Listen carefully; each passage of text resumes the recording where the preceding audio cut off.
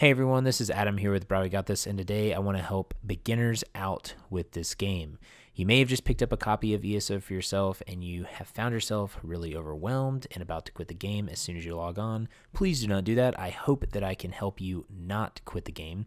Or you may have played pre-2016 and are coming back because you've heard Skyrim is coming to the game, there's a lot of buzz surrounding the game, or you want to give it another go. Well, my goal for the video as well is to not let you quit the game after playing it only an hour and to not pull your hair out. And if you're a veteran, hopefully you'll be able to dive back in because the game is better, way better than it was in 2016. I will tell you that this game is completely different, and it's basically on the scope of No Man's Sky when it came to reviving a game. That's how much this game's been revived, and it is just leaps and bounds better. But before we jump in, I want to remind you that if you want to watch me play live, I play on twitch.tv/brahwegotthis on Monday, Tuesday, and Thursday around 7 to 9 p.m. Eastern Standard Time. And if you want to join an amazing community of new and veteran players, you can join my guild, the Necro Daddies, and my Discord, the Brafia. All those links will be in the description. But without any more delay, let's jump into the video. So like I said before, 2016 ESO was not good. Plain and simple, end of story. There was no justice system, zones and levels weren't scaled, and many quality of life updates just weren't there. Then when Tamriel update came out and changed the course of ESO's history. What this did is it made it to where every zone you see on the map was able to be accessed at any level and by any faction. Before, if you were in the Automated Dominion, you couldn't really travel to any other factions until you completed the zone quests in order, or you reached a certain level requirement. Another major thing that One Tamriel brought was it scales your level in these zones to the NPCs and to your friends. So for instance, if I went to Aradon in the Automated Dominion and you picked up a quest and it was level 10, well, when you got to level 45 and you were in Reaper's March, if you went back and did the quest in Aradon, it would give you no experience at all, basically, because it was such a low level of a quest. Well, now every quest is your current level, and so no content is ever not going to give you a suitable experience rate, and it's going to always be viable. This was amazing. This makes leveling and questing so much more enjoyable in this game. Plus, your friends can play with you regardless of level. Now, what I'm going to do is I'm going to give you guys categories of how I'm going to break down the beginner guide. If you want to skip to certain parts in the video, you guys can look in the timestamps in the description. So we're going to talk about ESO Plus and the sub model. We're going to talk about resource management and inventory management, so that covers what to buy, what to bank, what to sell. We're going to cover map knowledge and what icons mean and how to maneuver the maps. We're going to talk about leveling and how it works and the best way to set up your skill bar effectively. We're going to talk about the Motif system and Transmog system. We're going to talk about crafting. We're going to talk about daily routines that you should do each day on characters. We're going to talk about Quickslots and currency in the game and how they work. We're going to talk about in-game activities and the champion system. And I'm going to give you some final random beginner tips that are just some quick fire tips that you guys can leave with in the guide. So first thing I want to talk about is the subscription model in the game, ESO Plus. I have a dedicated video that I will link in the description where I go into it fully, but the things you need to know about this is it is a $15 a month subscription, and with that you get a few important things. The craft bag, which holds all crafting stackable items, and it is unlimited. You get all the DLCs every time they are released. By the way, Somerset, Elsewhere, Morrowind, and Greymoor are expansions. These are not DLCs, and they do not come with ESO Plus. You get double bank space and some bonuses to experience and gold earn. Now, these are just a few perks of it, but I would highly recommend getting it because of the craft bag, DLCs, and double bank space. You'll see why here in a little later in the video. Also, you get your crowns back each month. ZeniMax gives you 1,650 crowns each month you are subbed, so that is nice, and I like that little perk. It is not required to have ESO Plus to play the game. It is not a pay-to-win model. It just adds quality of life and some convenience perks. Next is resource management and inventory management. So with this, I'm talking about a whole bunch of things. What to buy, what to bank, what to sell, how to spend your gold early and what to spend it on. So first off, like I said, ESO Plus will give you the craft bag. What this does is it gives you an unlimited bag that holds crafting materials that stack. You'll be getting a lot of these items. If you have the bag, it will be a lot easier to manage your inventory. But let's assume that you don't have ESO Plus since you're a beginner and you want to try out the game.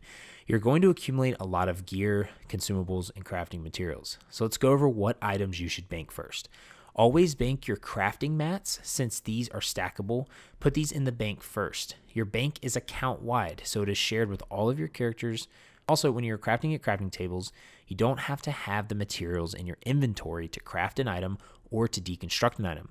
You can deconstruct items from your bank or create items from your bank. This is something that's really nice because you don't have to lug around all these items. That's why you should always stack your crafting mats in the bank because you don't need them in your inventory.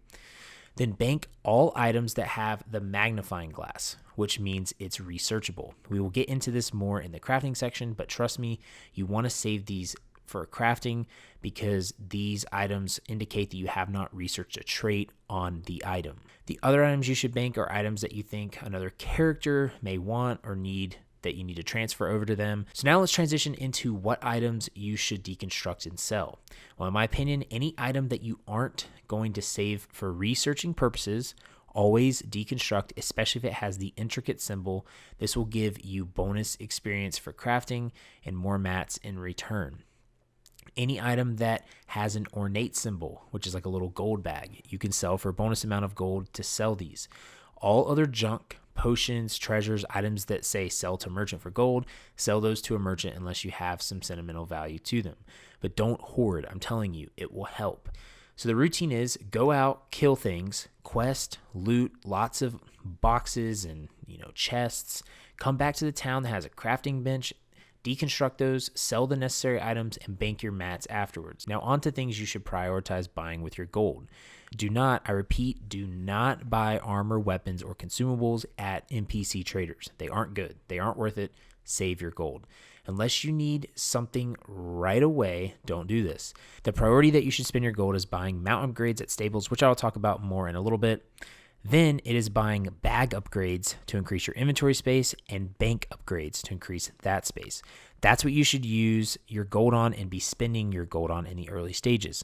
Once you get established, you can buy other things like motifs and other little individual things that you want from guild traders, but that is not what the priority is when you're first starting out.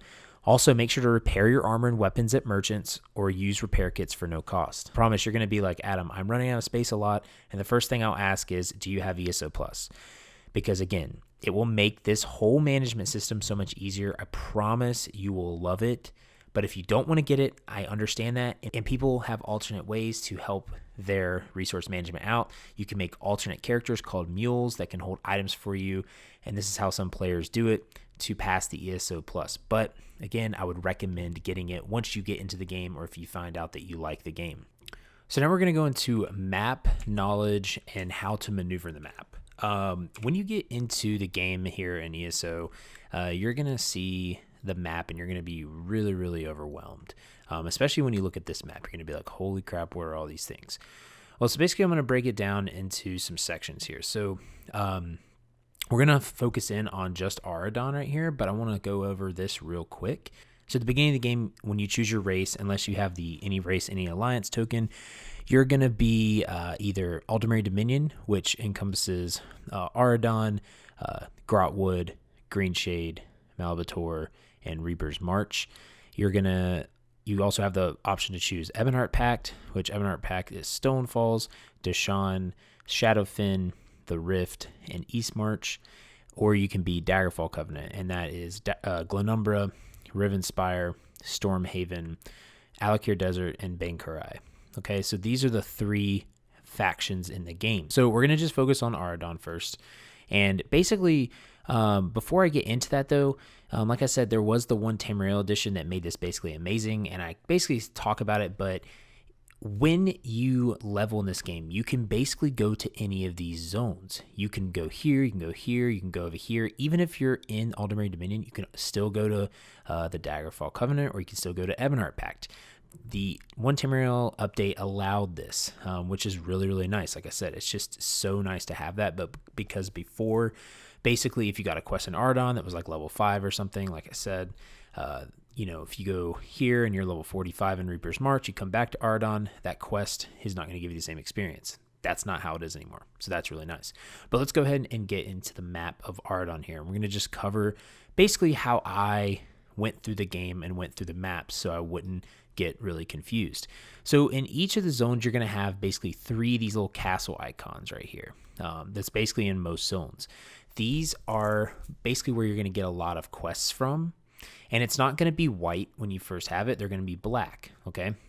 Just a note, anything that's black means you haven't either found it or completed the quest that's in that area. You're going to have a zone-specific quest in Ardon. That zone quest is going to have you go basically throughout the whole zone. It's going to take you to each of these major cities. That zone quest is also then going to continue in the other 4 zones. This is the same for Daggerfall and the same for Ebonheart Pact, okay? These will give you skill points, they'll give you items, they'll give you good experience, and they have really good stories involved in them. How I go through the map and how I used to maneuver the map in the game is I would start off in these cities and I would try to find these roads, right? You see these roads? If you follow the roads on the map, you'll hit most of the locations that are in the game or on the map. So I would do like a zigzag pattern. So I would go here, then I'd go over here, then I'd go here, up in here, there, go into this city, there, up here, down here, and then there.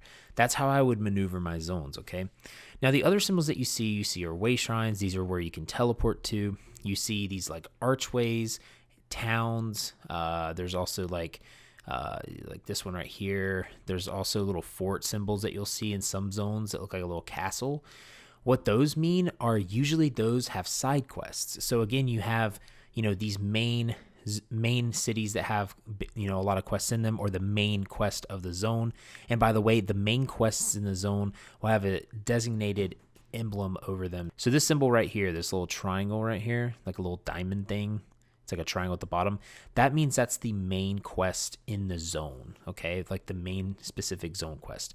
All the other symbols are going to be basically like this little like triangle thing like that. That's going to mean side quests. And then any quests that you see that have blue symbols on the map, so you see at the top there on the bar, those are daily quests, okay? But here, let's go back to the Ardon map. And so when we get over to the Ardon map, you have all these symbols. Again, these are going to be black when they are not completed or have been found. So when you complete the side quest, they will turn white, and that's how you know you've completed the quest. You have world bosses. You have 6 of these in each of the base zones. These are also going to be black. When you complete it, it'll be white. So these are 4-player bosses that allow you to get overland items, and they usually require more than one person to do them because they're pretty difficult. So just keep that in mind. You then have delves. Delves are like they're kind of like mini dungeons, but they're not hard at all really, but they will have 1 boss in them, and they will have 1 sky shard.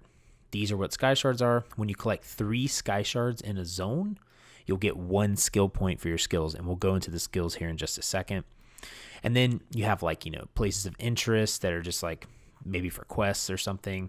You then usually have like a dungeon in each zone. Those you can queue for. And then you have a public dungeon. Public dungeons can have multiple people in them. They usually have 6 bosses. They have a quest involved, and they have a group boss in them that gives you a skill point. And you can also get like an emote or a memento from each of these when you complete them. And those can be used to just show off. Like you see over here, there's this guy like juggling or whatever. You can like get things like that allow you to complete, just little cosmetic things. But yeah, so that is the map. And basically going zigzagging through like this is one of the best ways to traverse the map, in my opinion, and to break it down. So you're not overwhelmed. And you can let me know if you have any questions in the comments or anything like that, and I can try to help you with that. So now let's go into leveling. Leveling is something in this game that a lot of people are confused by, and it gets really convoluted when people start explaining it. And so basically this is how I'm going to break it down. I have a leveling guide in my channel that you guys can check out. It will be in the description if you guys want to go more in depth there. But I want to basically show you guys like how to set up your bar and how leveling works in this game. Leveling does not work by just using an item. So if I were to go over here and just shoot my staff at something or shoot my staff at a person, you're not going to level like that, right? Like doing this is not going to make you level, okay? I think some MMOs let you level like that, but that's not how it is. Now, when you use a weapon, obviously you're going to level that, but you have to kill things. But that is basically how you get experience, is killing things and turning in quests or doing activities. So activities can be dungeons, they can be, just quests, killing enemies in general. So after you do that though, how does your experience go into your skills? And so basically you have one bar until you're level 15. When you get level 15, you get 2 skill bars, okay? You can put 5 skills on them, and you can put 1 ultimate on each side, okay? How leveling works is if you turn in a quest and you have this bar active when you turn the quest in, these 5 skills are going to get individually leveled, and the ultimate will get leveled as well, and the weapon that you have equipped is going to get leveled. So that means that since I have a destruction staff, the destruction staff tree will get leveled as well, okay? If you turn in a quest and you have all these 5 skills here, you're going to individually, so this is a destruction ability, so it's also going to level my destruction staff skill line, but it's also going to level this individual skill, okay? This is Burning Embers, this is Molten Whip, and this is Engulfing Flames. This is all from the Ardent Flame skill line. So what it's going to do is it's going to individually level this, individually level that, and individually level this. It's also going to level Ardent Flame as well. Now, something to keep in mind, each skill has a morph. So you level it up for 4 levels, and it morphs into like Molten Whip 4. So this is not Molten Whip, this was something else before, and then that has 4 levels or tiers as well. Also, something to note, if you have more skills on your bar in one like class line, it will level up quicker. Okay, so if I had 1 Draconic Power, this would be a lower level than Ardent Flame. But since I've been playing this a while, and this is my main, all of these are level 50 by now. So something I want to mention and give you suggestions with this. When you are leveling from level 1, okay, again, I mentioned this in my leveling guide, but when you are leveling from level 1, I recommend in your class that you put at least 1 skill from each of the 3 trees. So this one, and this one. So Ardent Flame, Draconic Power, and Earthen Heart. Put at least 1. Okay, your build might not call for it. Your build might not use those skills or some of the passives, but you never know. Okay, you might get to the end of the game and you want to, or you might just get to the point in the game where you want to respec, and it would be nice to already have this stuff leveled. Now, if you want to level 1 quicker, then put more skills of that tree on your bar. Also, something else to note is weapons. Try to put at least a skill from your weapon tree on there too, if you can, because that will also help you level up your weapons faster and your weapon skill lines. Now, again, I know you only have 5 slots, so when you turn in a quest or kill things, you're not going to be able to level every single thing. So you're just going to have to do this through time, and it will eventually level your things. And then the next thing I want to tell you about is armor, okay? So if you're a Magicka DPS character, you're most likely going to use light armor, okay? So you want to predominantly have light armor equipped. And then if you're a stamina character, you're going to predominantly probably be using medium armor. And then if you're like a tank or something, you're going to be predominantly using heavy armor. So what happens is what I do at level 1 is I equip 1 of each piece of armor. But if I'm going to be like a light armor Magicka DPS character, then what I'll do is I'll put about 5 pieces of light armor on, 1 piece of medium, and 1 piece of heavy. And what that does, it will slowly level your armor skills up. The reason this is good is at the end game, you're usually going to use like 1 piece of heavy or 1 piece of medium. And if you have all of them leveled up, then it gets you all the passives. And if you're trying to min-max your character, then this is going to be something that's really, really valuable.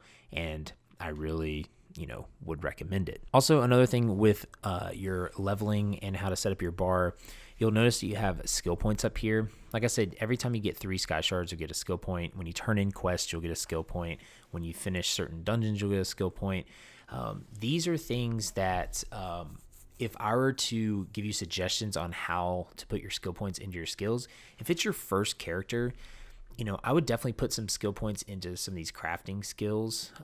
But if you're basically just trying to conserve your skill points, try to put them mainly in these actual skills first before the passives, because you will get enough skill points for your build as you level 50, but make sure you can actually get the skills, because yes, the passives are important, but you might want to put them in skills first just to try them out.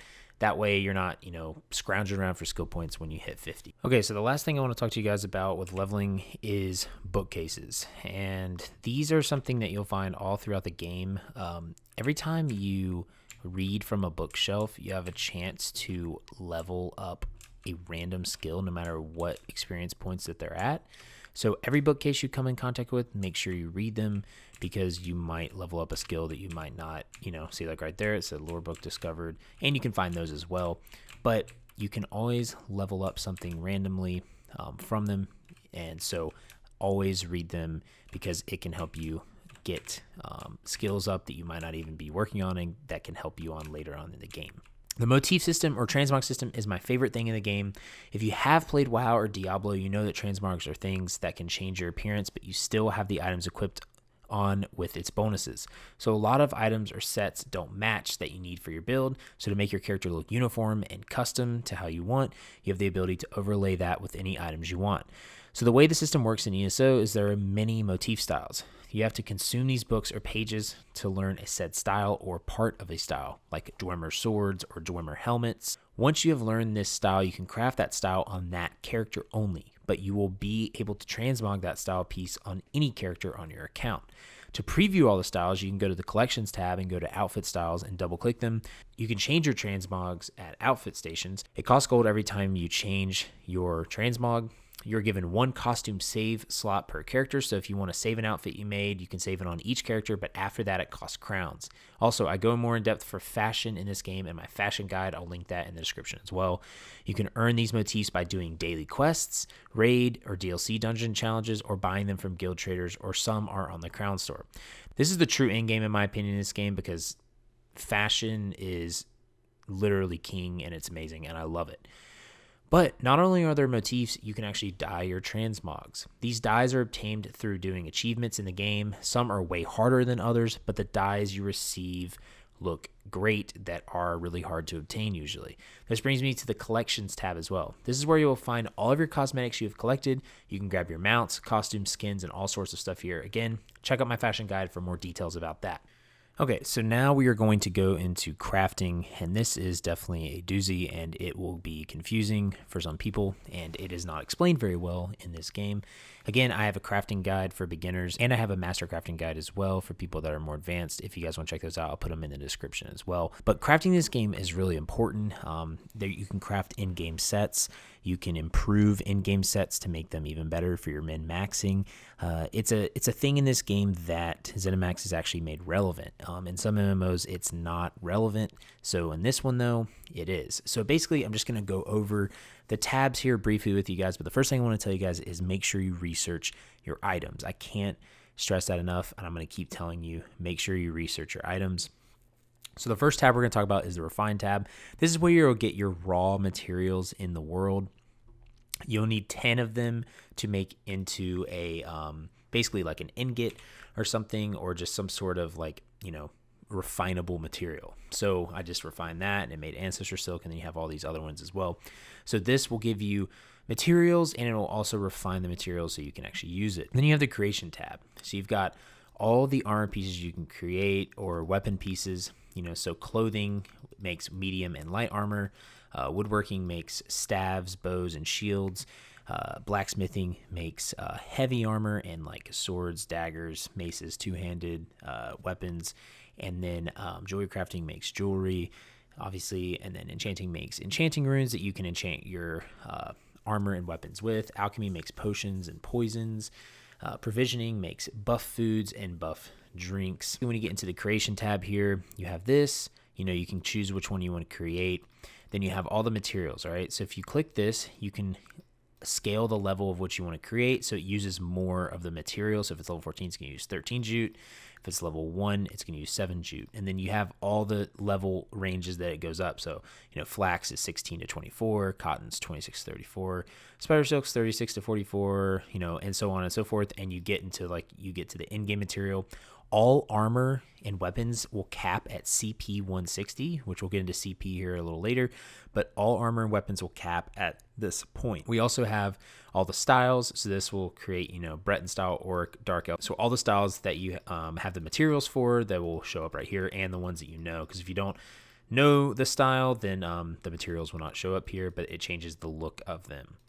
Then we have the traits. These are what you research, and I will get to that in just a second, but these are what, is on the item. So you have sturdy, so this item reduces the cost of block by 2%. You got impenetrable, increases critical resistance and takes 50% less durability. You got reinforced, and so it goes so on and so forth. So all of these right here decide what, ability the item has. Then you have the deconstruction tab. This is where, and finally, ZeniMax lets you deconstruct multiple things at once. So you can just click them and you can deconstruct all of them at once. This will get you raw materials, and it is something that will level your crafting levels the most when you actually deconstruct stuff. Something to keep in mind with crafting too is that whenever you have an intricate item, it will have like a little infinity symbol underneath it. It's kind of like two arrows that will give you extra experience when deconstructing and more items back as a yield for deconstructing it. Next, we have the improvement tab. This is where you can make items go from white to green to blue to purple to yellow. So it takes a certain amount of materials to do a 100% chance. So to go from blue to purple, I need to use 4 of these to get a 100% chance. And then go from purple to yellow, I need 8. These materials are worth a lot of money, so make sure you use these wisely. But that is how you improve and min-max your gear. This is why crafting is so important. Next, this is the most important thing with crafting, the research tab. So you will have all your items here, okay? And whenever an item has a trait on it, so if it has sturdy, you can consume the item by clicking here and researching, okay? The reason researching is so important is if you want to create set items for people, so there's various set tables throughout the world. One's right here, Hunting's Rage. This is a common training set that most people use for like a medium stamina character for DPS. If you want to craft this for someone, you have to have 6 traits on the items. That means you have to have 6 traits researched on an item to be able to create the set.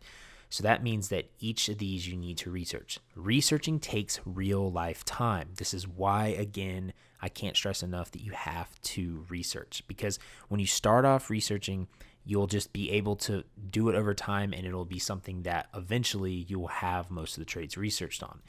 Something else with researching is you can only research one item at a time at first. But if you go to the skills here, so if I go to clothing, you're going to have the tanning, or not tanning, I'm sorry. You will have the stitching. This reduces research times by 25%, limits research time to 30 days, and allows the research of 3 items at once. That's when you have this completely. The skills that I would put skill points into first would be tailoring, which allows you to have the use of higher materials. I would do hirelings because they give you free materials each day. They just send them to your inbox. I do unraveling because this helps, deconstructing and refining. You get more resins back, and resins are the materials that you use right here that help you improve items. And then I would also do stitching. This is one of the most important ones because this allows you to research multiple things and it makes it quicker for you.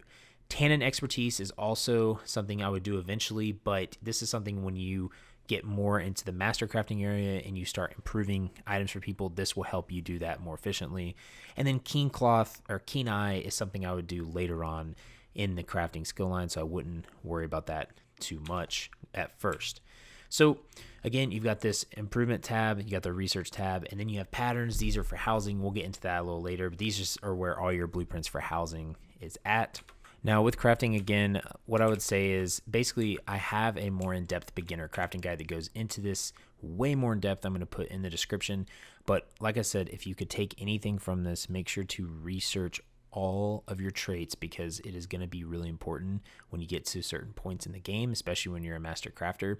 And then the last thing I want to mention about crafting is crafting the resources that you see on the map. So you're going to have nodes that have like jute or, cotton or whatever. So those nodes are actually tied to your actual player level. So what happens is say you're like level 5, right? You're going to see like cotton, jute, whatever, right? At a low level.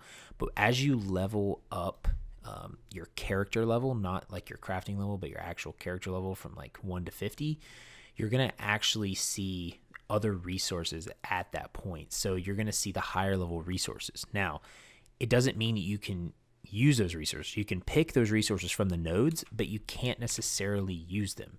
You have to level the skill lines of the crafting lines right here, like tailoring and like for blacksmithing, metalworking, jewelry crafting. You have to level these to be able to use those higher materials. Also, something to note is you're going to have writs that you can do every day, daily writs. So these are based off of your crafting level, not your player level. So this might give you a writ that says, craft some cotton bracers, but you may be level 40 something and all you're seeing in the world is, like the level 40 material. So you're going to have to buy that material on like a guild store or something like that, which is going to be a little more annoying, but that's just something to keep in mind. Writs, when you're that early, in my opinion, aren't too necessary because they're more of a hassle sometimes because you're leveling quicker than your crafting levels are going up. So what I would do is I would just worry about the writs when you get to 50 in an actual crafting skill tree. Now to daily routines that you should be doing each time you log in. This will pay off in the long run, and I promise it's really easy not to do these things, but you will kick yourself later if you don't do them. And you're going to be like, Adam told me to do this. Why didn't I do this early? I'm telling you, you want to do these things. The first thing is always do your mount training each day. Mounts in this game have a speed, a stamina, and an inventory attribute. They all can go to 60. In my opinion, speed is the first priority because it is agonizing when your mount is at low speed. What you need to do is find a stable anywhere in the zone, go to it, and you can do this every 20 hours of real time. You pay a designated amount of gold to go up one speed. Do this on all your characters when you log in because mount speed, stamina, and inventory is not account wide for mounts. You have to do this per character, which stinks, but that's how it is. The good thing is, though, you don't have to do this for each mount. So if you are at one mount that has all your mount speed, it will carry over to another mount. It doesn't matter. All your mount speed is on every single mount. All your stamina is on every single mount, and all your inventory space on your mount is on every single mount on your account. Again, to get mounts, go to the collections tab and click to select the one you want and press H on PC to mount. After you upgrade speed, I would split stamina and inventory up. It's up to you. Stamina actually matters now, but inventory is also nice as well. The other daily routines you should do is the crafting writs, especially if you have level 50 crafters. These are good for multiple reasons. They can supply you with materials, they give you gold, and they give you materials that sell for a lot of gold as well. They give master writs at 50, which can sell for gold, or you can get writ vouchers for things in your house or other goodies. Also, along with those, you can also do dailies. In each of the DLC zones, they will have daily quests that can reward motif pages and other items. One of the last daily things to do is make sure you do your random dungeon and battleground every day on characters. This will give you a bonus experience boost for the first one on each day. This will help you level and give you items that you can use in the endgame, such as transmutation crystals. So now I'm going to talk about the Quickslots tab and the currency tab. Okay, this is going to be very, very brief, but with Quickslots, this allows you to quickly get or use an item when you're in combat or something like that. Basically, you have this circle here. If you go up to the quick slots here in your inventory, you can drag certain quick slottable items there. You can put like an assistant, which is like a banker or a merchant there. You can put mementos or like, certain, emotes. But you can also put potions and all that good stuff too. So that way, when you do that, you just slot it there and then you have it on Q. So when I hit Q, my banker comes up and I can bank at my banker. The next thing, again, is the currency. There are multiple currencies in this game. Some are paid currencies, some are not. Crowns are paid currencies that basically that's how you buy stuff in the crown store. Crown gems are currency that you get from opening crown crates. These are things you can deconstruct the items that you get from these crown crates, and they'll give you crown gems, which allow you to buy certain items in the crown store for those gems. We've got alliance points, which are PvP related, that help you spend money or these points on certain items at a vendor every week. So these are used for that.